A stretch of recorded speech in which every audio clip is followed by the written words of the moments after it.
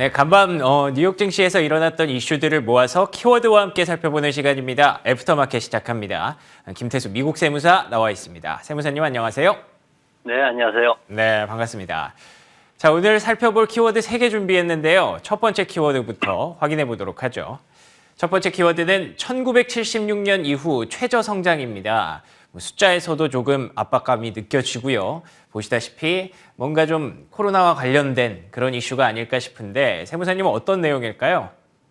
네, 시장에서 이제 중국의 GDP 성장률 발표가 되면서 중국에 대해서 좀 관심을 갖고 있습니다. 중국 GDP가 3% 성장했다고 이제 통계부에서 발표를 했죠. 이게 기존에 이제 로이터 쪽에서 여론조사했던 게 2.8%였는데 요거보다 좀 나아지는 그런 모습을 보였습니다. 물론 이게 정부에서 지난해 연초에 설정했던 5.5%에 비하면 굉장히 낮은 수준으로 나오긴 했습니다. 그렇지만은 12월 달에 소매 판매가 예상보다 좀 좋아지고 있다라는 그런 데이터를 보면서 이제 기대치를 상회하는 그런 모습을 보였습니다. 하지만 그럼에도 불구하고 팬데믹 기간을 제외한다면은 3%라는 숫자는 1976년도, 지금보다 수십 년 전이죠. 76년도 이후에 가장 낮은 성장이고요.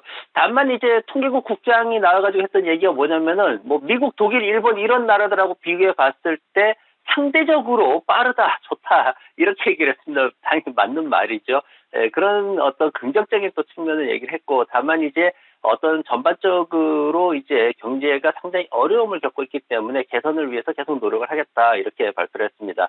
모건 스탠리 같은 경우에는 지금 전반적으로 중국 경제에 대해서 성장 동력이 좀 줄어들고 있다 이렇게 평가를 했어요. 지금 부동산 쪽 시장이 굉장히 침체가 계속되고 있다라는 이유를 들었고, 윈도우 인포메이션이라는 곳에서는 이제 수출이 감소하고 있다라는 거에서 이제 중국이 조금 어려울 수도 있다라는 얘기를 했는데, 바로 전체적으로 유럽하고 미국하고 경기 둔화가 침체가 이제 예상이 되다 보니까 수요가 그렇게까지 늘어나지는 않을 것이다. 오히려 중국 쪽에서는 줄어들 것이다. 이렇게 또 전망을 했습니다. 여러 가지 지금 어려운 상황에서도 리오프닝을 해가지고 지금 계속 이제 경제를 살리려고 진행을 하고 있는데, 음력 설 전후 해가지고 또 중국에서는 소비 심리가 많이 회복될 것으로 그렇게 기대는 하고 있지만은 지금 시장에서는 그래도 시간이 좀 걸리지 않겠나 이렇게 평가를 내리고 있습니다. 네, GDP 성장률 같은 경우에는 사실 따지고 보면 지나간 얘기고 지금부터 저희가 기대하는 거는 또 중국의 리오프닝이지 않습니까? 근데 리오프닝이 사실 좋다고만 해석할 수만은 없는 느낌이기는 해요. 최근 들어서 확진자가 좀 많이 늘어나고 있죠. 지금 상황이 어떤가요? 네, 사실 이제 지난 11월 말로 거슬러 올라가면은 그때 당시에 39개 도시, 160개 대학에서 대규모의 봉기가 일어났습니다. 그러면서 이제 시진핑이 밀려가지고 12월 달에 코로나 이제 전략을 다시 제로 코로나를 없애버리는 이런 상황으로 진행이 됐는데, 그렇게 뭐 중국의 시진핑이 합리적 의사결정을 한 건 아니죠. 떠밀려서 좀 한 측면이 있는데, 아무튼 지금 중국 코로나 관련해가지고 일단 이제 제가 표를 하나 가져와 봤습니다. WHO에서 집계하는 표하고 월드미터라는 지금 팬데믹 이후에 가장 신뢰성을 얻고 있는 그런 이제 데이터 수집 기관인데, 월드미터라는 곳에서 한 게 조사 내용을 봤더니 추세가 반대 방향을 보이고 있어요. WHO에서는 중국의 확진자가 줄어들고 있다는 추세를 보였고, 월드미터에서는 엄청나게 늘어나고 있다는 추세를 보였습니다. 서로 상반된 데이터를 보이는데 신뢰성이 없다라는 거죠. 데이터에 대해서. 최근에는 여기에다 또 6만 명이 죽었다, 뭐 한 달 새에 6만 명 죽었다는 그런 중국 측의 발표도 있었는데, 어떤 것도 지금 뭔가 확신할 수 없는 그런 상황입니다. 다만 이제 지난 3년 동안 중국이 코로나로 인해 가지고 지출한 비용이 지금 1년 전보다 3배가 더 증가했다고 합니다. 그러면서 이런 것들로 인해 가지고 중국 경제가 발목이 잡힐 것이다. 왜냐면은 앞으로 확진자들이 나오지 않기 위해서는 예방접종을 계속 해야 되는데, 중국은 지금 백신은 지금 외국과 안 받겠다고 고집 부리고 있죠. 거기에다가 백신 모자라는 상황에서 또 재정 지원이 안 되다 보니까 이런 문제들이 생기고 있습니다. 그런데 다만 이제 이런 상황들이 이제 세계는 다들 알고 있는, 이제 미국이나 유럽이나 한국 투자자분들은 다들 아는 거죠. 뭐냐면 시간이 지나가면 해결이 된다. 걸릴 만큼 걸리다 보면 낫고 괜찮아진다. 이걸 알기 때문에 이걸 좀 기다리는 그런 분위기가 있습니다. 그래서 지금 이런 데이터에다 포커스를 너무 강하게 맞춰가지고 중국 시장을 분석하려다 보면은 투자의 기준이 어긋나는 그런 모습이 있기 때문에 너무 집중하지 않으시는 게 좋을 것 같고요.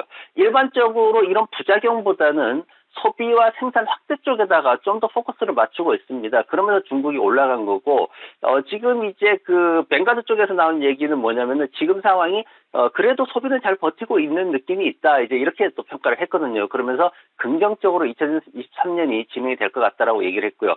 지금 최근에 이제 중국 시장의 어떤 흐름을 보면은 이제 제가 이제 비교 차트를 가져와 봤는데 S&P 500 지수가 파란색 실선으로 나와 있고 캔들이 중국의 이제 대형주들 ETF 차트입니다. 그래서 최근에 보면은 어느 정도 그래도 레벨을 맞추는 수준까지 상승하는 그런 모습을 보였습니다. 아직까지는 부작용 때문에 미국을 능가해서 더 큰 상승을 기대하기는 좀 어려운 그런 성장성에 대해서는 좀 예측하기 어려운 면이 있겠지만은 그래도 다시 한번 조정을 받는다라면은 매수에 적극 가담하겠다라는 기관들이 늘어나고 있다는 것은 그래도 긍정적인 분위기로 보여집니다. 알겠습니다. 리오프닝에 대해서 부작용도 있고 소비 생산 확대에 대한 기대감도 있고 앞으로 증시가 어떤 면을 볼지가 가장 좀 중요한 포인트가 될 것 같습니다. 자, 그러면 두 번째 키워드 확인해 보도록 하겠습니다. 두 번째 키워드는요. 같지만 다르다라는 얘기입니다. 골드만삭스와 모건 스탠리 얘기를 좀 해보려고 하는데요. 간밤에 4분기 실적을 발표했습니다. 두 종목 모두 발표를 했고요. 사실 둘 다 순이익이 전년 동기 대비 급감했습니다. 모건 스탠리는 40%대 그리고 골드만삭스는 60%대 급감을 했는데요. 보시다시피 주가의 차이는 너무나도 명확합니다. 한 종목은 5에서 6% 급등했고요. 한 종목은 5에서 6% 급락을 했죠. 근데 이 두 종목만 그런 게 아닙니다. 최근 들어서 실적을 발표했던 은행주들 대부분의 움직임이 확실히 어떤 기점을 기준으로 올라가는 종목과 내려가는 종목들의 차별화가 좀 명확하게 눈에 띄고 있는 상황인데요. 물론 실적을 조금 더 세부적으로 살펴보면 그 이유에 대해서 이해는 할 수 있겠습니다만 장기 추세를 보면 이렇게까지 차별화가 날 일인가라는 생각도 좀 들거든요. 그래서 실적 시즌에 좀 시사하는 바도 있을 것 같고요. 은행주들의 주가 실적도 한번 확인해보는 계기를 마련해보면 좋을 것 같은데 세무사님 이런 상황들 어떻게 해석해야 될까요?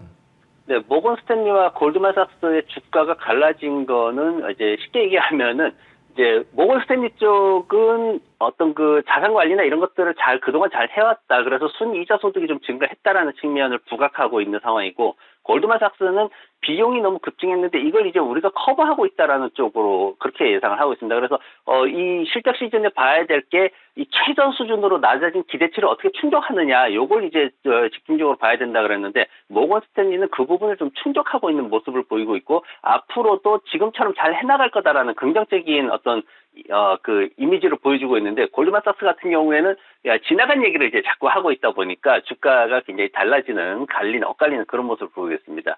지금 제가 차트를 하나 가져와 봤는데 뭐냐면은 이제 S&P 500 지수하고 최근에 실적 발표한 여러 은행들, 투자회사들 이제 그걸 가져와 봤습니다. 뭐 여기에는 보면은 맨 위에 시티은행이 가장 빠르게 상승하고 있죠. 시티은행 같은 경우에는 대표적인 리테일 소매 영업입니다.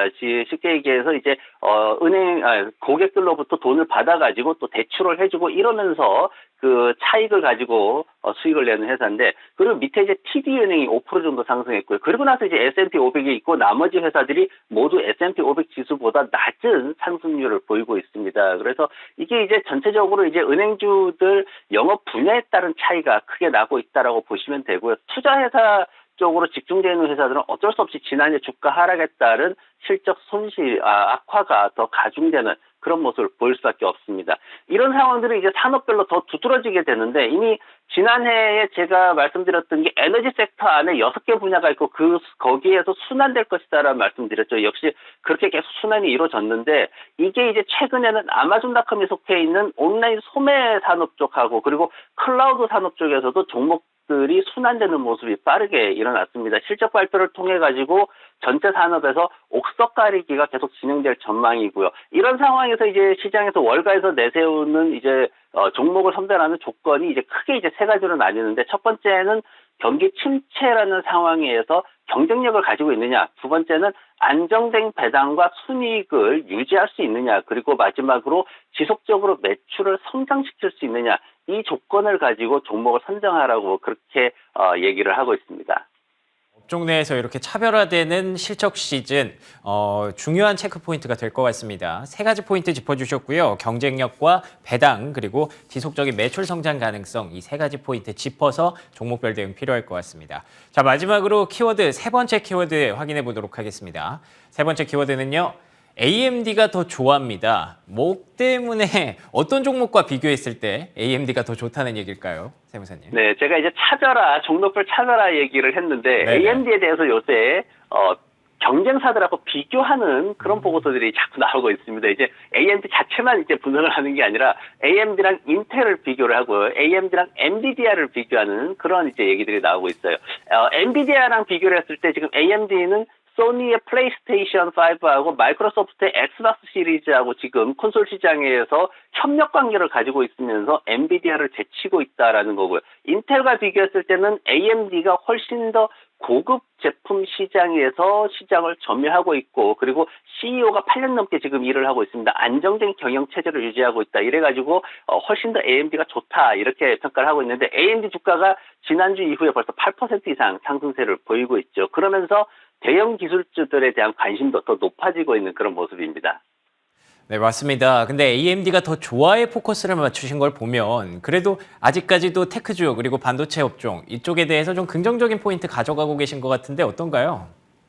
네, 지금 이제 기술주들의 상승이 최근 5일 동안 조금 두드러지고 있는 모습이 있어요. 이제 제가 최근에 어떤 5일 동안 어떤 차트 흐름을 보였나를 비교를 했더니 지금 S&P 500하고 구글하고 비슷한 수준에 있는데 나머지 마이크로소프트나 메타, 애플, AMD 같은 경우에는 훨씬 더 좋은 그런 수익률을 보여주고 있습니다. 그래서 지금 이제 시장에서 이제 여러 가지 부진한 상황들이 있어요. IPO도 사실 제대로 안 되기 때문에 기술주들이 좀 힘든 상황도 있고 PC 시장 여전히 안 좋은 상황이고요. 그러다 보니까 실적에 대한 우려도 있는 게 사실입니다. 하지만 앞으로는 좀 더 나아질 것이다 이렇게 예상을 하고 있는데 제프리 쪽에서는 역시 메타와 구글에 집중을 하면서 앞으로 비용 절감 노력이 있어가지고 더 효과를 보일 것이다 얘기를 했고 그리고 웹부시의 댄 아이브스라는 분 이제 다들 아실 겁니다. 여러 번 소개를 해드리는데 이분 같은 경우에도 메타나 마이크로소프트, 구글에 주목을 하면서 2023년도에 앞으로 한 20% 정도는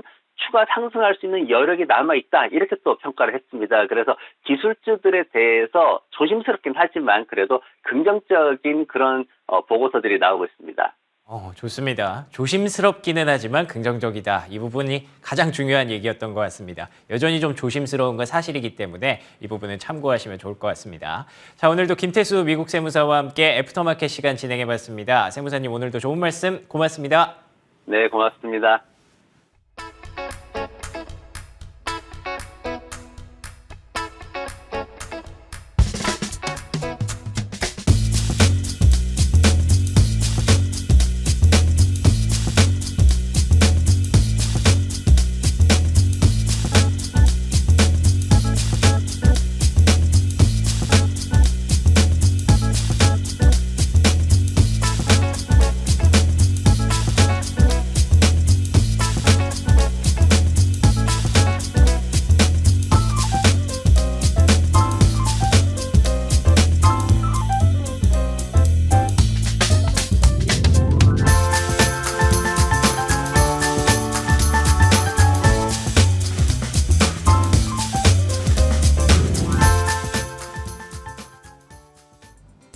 현지 시간 1월 17일 화요일장 마감 상황 전해드리겠습니다.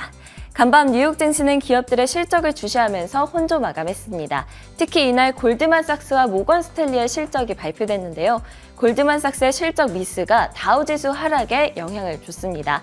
때문에 다우지수는 1.14% 하락했고 S&P 500은 0.2% 하락했는데요. 나스닥 지수의 경우에는 0.14% 소폭 상승하면서 나름 선방하는 모습이었습니다. 나스닥의 경우 7일 연속 상승 랠리를 펼치고 있습니다. 주요 이슈들 살펴보도록 하겠습니다. 대형 기관 투자가들이 미국 주식 비중을 대폭 줄이고 있다고 합니다. 반면 신흥국과 유럽 주식의 비중은 확대하고 있다는데요.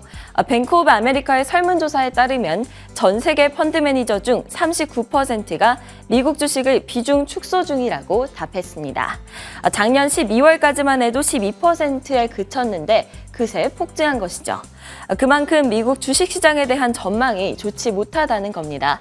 절반 이상은 S&P 500 지수가 연말에 4,000선 밑으로 떨어질 것으로 비관했습니다. 이렇게 전망이 비관적인 이유를 따져보니 기업 실적들이 둔화될 것이라고 전망되고 있기 때문인데요. 모건 스탠리의 마이클 윌슨은 기업들의 매출과 순이익이 경기 침체가 있건 없건 간에 상당한 실망을 안겨줄 가능성이 높다고 비판했습니다. 이번에 섹터 종목별 흐름 확인해 보겠습니다. 기술 섹터, 부동산 섹터, 에너지 sek터 등이 오른 반면에 금융과 커뮤니케이션, 소재 섹터 등이 하락했습니다. 이날 눈여겨볼 점은 엔비디아가 4.75% 오르면서 강세를 보였고요. 테슬라의 경우에도 약 7.43% 상승하면서 강세를 보였다는 점입니다. 종목별 이슈도 자세히 확인해 보도록 하겠습니다.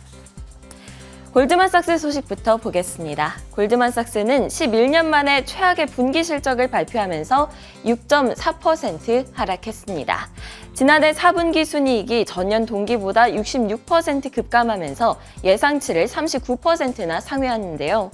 지난 2011년 3분기 이후로 가장 큰 폭의 어닝 미스를 기록한 것입니다. 월가에서는 기대했던 것보다 훨씬 더 비참한 결과라면서 진짜 문제는 매출이 급감하는 가운데 영업비용이 11% 늘어난 것이라고 지적했습니다. 모건 스탠리 소식도 확인해 보도록 하겠습니다. 모건 스탠리도 역시나 실적을 발표했는데요. 골드만삭스와는 다르게 월가의 전망치를 상회하는 실적을 내면서 약 5.9% 상승했습니다. 자산운용 부문에서 작년 4분기보다 매출이 6% 늘어나면서 역대 최대 기록을 세운 점이 한몫을 한 건데요. 지난주에 실적을 발표했던 JP모건 그리고 뱅크 오브 아메리카도 역시나 투자은행 부문 부진에도 불구하고 소비자 금융 호조에 힘입어서 예상치를 상회하는 실적을 거두기도 했습니다. 다음은 로블록스 소식입니다. 로블록스는 12월에 견고한 성장을 했다는 소식에 11.7% 급등했습니다. 12월 1일 활성 사용자 수가 전년 대비 18%나 늘었고요. 게임 내 가상화폐 로벅스의 구매 비용인 예약 매출도 역시 증가한 것으로 드러났습니다. 알리바바는 라이언 코헨이 지분을 취득했다는 소식에도 약 1.5% 하락했습니다. 라이언 코헨은 행동주의 투자자로 알려져 있습니다. 게임스탑 등의 밈 주식 열풍을 불러일으켜서 유명해진 인물인데요. 그가 이번에 알리바바 주식을 수억 달러 사들인 것으로 드러났습니다. 또 이 회사의 자사주 매입 확대를 요구하고 있다고 전해졌는데요. 그렇지만 이번에는 밈 주식 트레이더들이 그를 따라가지 않을 가능성이 높다고 합니다. 알리바바의 경우에는 시가총액이 커서 기존과 같은 숏스퀴즈 전략이 어렵기 때문이죠. 화이자는 웰스파고에서 투자 의견을 하향하자 약 3.7% 하락했습니다. 웰스파고는 화이자가 코로나19 제품을 넘어서는 새로운 성장 동력을 찾아야 한다면서 투자 의견의 비중 확대해서 동일 비중으로 하향했습니다. 장마 가무의 유나이티드 항공이 실적을 발표했습니다. EPS와 매출이 모두 예상치를 상회했는데요. 높은 운임료에도 불구하고 수요가 견고했기 때문입니다. 해당 소식에 유나이티드 항공의 주가는 시간외로 4.2% 급등 중입니다. 국제유가 확인해 보도록 하겠습니다. 국제유가는 중국의 수요 기대감에 2주 만에 최고치를 기록했습니다. 현재 약 1.47% 상승해서 81달러 선에서 거래되고 있습니다. 지금까지 뉴욕 증시 마감 시황 전해드렸습니다.